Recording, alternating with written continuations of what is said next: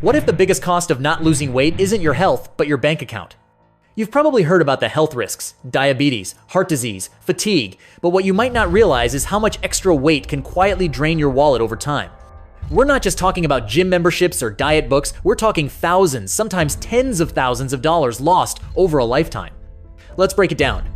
Medical costs add up faster than you think. Let's say you carry extra weight and don't have any major symptoms yet. You feel fine, but then there's that annual blood test, a slightly high cholesterol number, some joint pain when you walk too long, maybe prediabetes shows up in your results. These aren't just warning signs, they're expensive ones.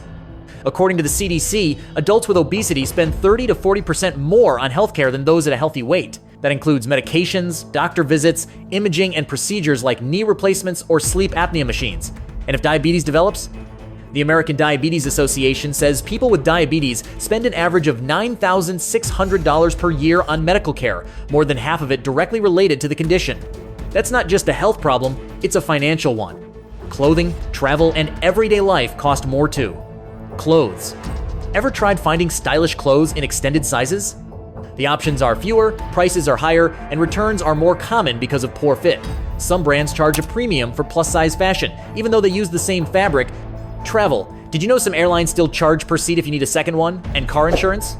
Studies show that insurers sometimes factor in BMI indirectly when calculating risk, which can lead to higher premiums. Even furniture. Chairs, beds, and exercise equipment built for larger bodies often cost more and wear out faster. This isn't just lifestyle inflation, it's size-based inflation. Here's something most people don't talk about: weight bias in the workplace. Studies have shown that heavier individuals, especially women, are often paid less, promoted less frequently, and perceived as less competent than their thinner peers, even when performance is equal. One study published in the International Journal of Obesity estimated that obese women earned 6% less on average than non-obese women. For men, the gap was smaller but still present, and it's not always overt discrimination. Sometimes it's subtle, being passed over for client-facing roles, overlooked for leadership opportunities, or seen as less professional based on outdated assumptions. So while we think of income as tied to skill and experience, research suggests weight plays a role too, whether we like it or not. Emotional spending is real. Ever bought food to cope with stress, clothes to hide how you feel, diet programs to fix things that aren't broken? Emotional spending isn't just about shoes or gadgets, it's also about food, fitness, and fixing yourself. There are people who spent over $5,000 in a single year on supplements, cleanses, and online coaching programs, none of which lasted more than a few weeks. She wasn't lazy, she was hopeful.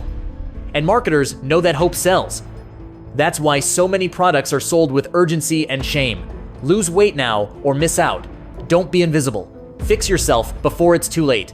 It's not just emotional manipulation, it's expensive manipulation. Over time, the difference isn't just physical, it's financial. Less money spent on medication, fewer missed work days, lower insurance costs, more confidence in interviews, promotions, and salary negotiations. A study from the University of Michigan projected that a person who loses 10% of their body weight could save up to $3,000 a year in reduced healthcare costs alone, not to mention increased productivity and quality of life. Multiply that over decades, and suddenly we're talking real money. So here's the thing, when we talk about weight loss, we usually focus on the scale, the mirror, or how we feel. But what if we started looking at it differently? Not just as a personal goal, but as a financial investment, one that pays dividends over time in lower bills, better opportunities, and more freedom. Because this isn't about being perfect. It's about making choices that align with your future self, the one who wants to live fully, without limits, and without quietly bleeding cash every month.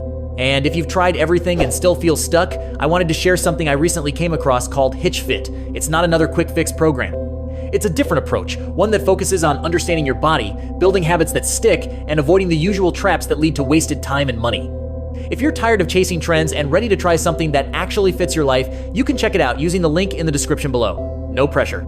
Just a suggestion from one curious person to another that maybe the next step isn't more willpower, it's perspective.